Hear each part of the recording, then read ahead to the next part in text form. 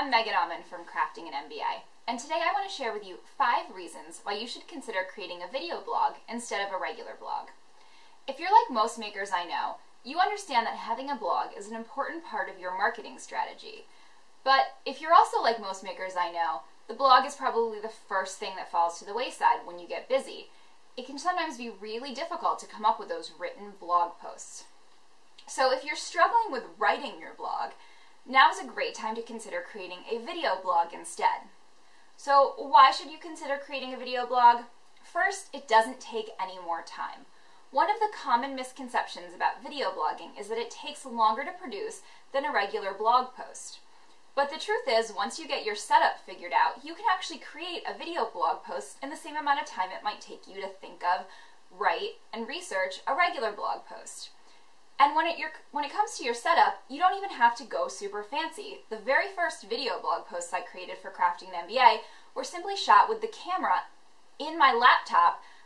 I don't even think I edited them, and then I just uploaded them straight to YouTube and created the blog post. So it can be as simple as that, and it can actually save you a lot of time in the long run when you're thinking about creating your blog.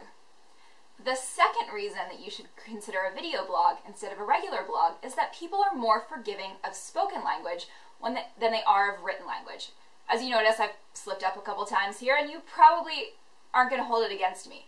But when you're writing a blog, any kind of little typo, there are always people who are quick to point those out. Thanks, guys. I always appreciate that. But people are just generally more forgiving of spoken language. And the truth is, you're probably not editing your blog post to the degree that you should anyway. If you ask any person who teaches writing, they'll tell you that the secret to good writing is editing. But you're probably just slapdashing your blog posts off anyway. So why not turn that blog post into a video where people are going to be more forgiving of little slips of language? The third reason, and if you've seen me talk about video before, you know this one, is that video can improve your SEO.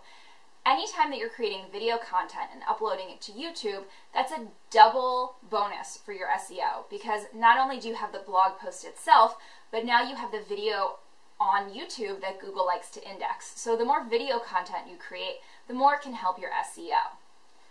The fourth reason is that video is the way that more and more people are consuming content. We've just become a culture, like it or not, of people who want to consume content via video as opposed to the written word.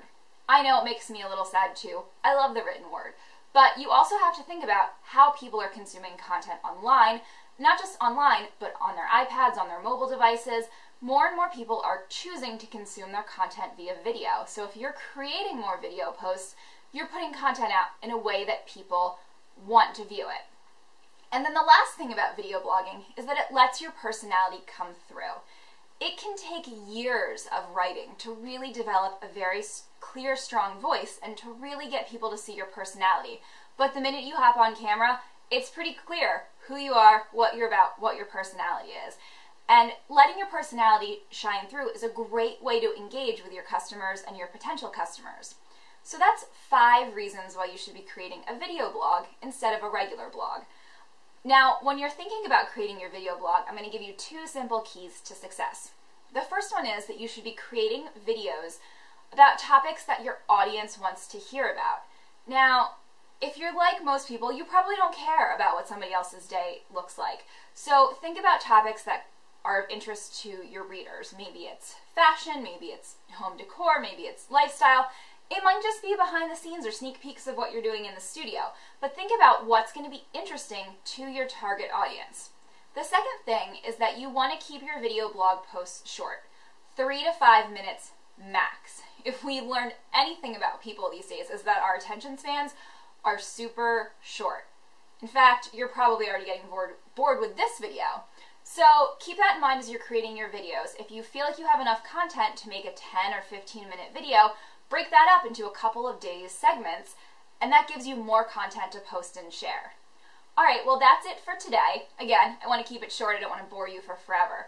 But if you're struggling with your blog, get out there and think about creating a video blog instead. It can be a great way to help connect with your audience and bring more traffic to your site. Till next time, this is Megan Auman from Crafting an MBA. Thanks for watching.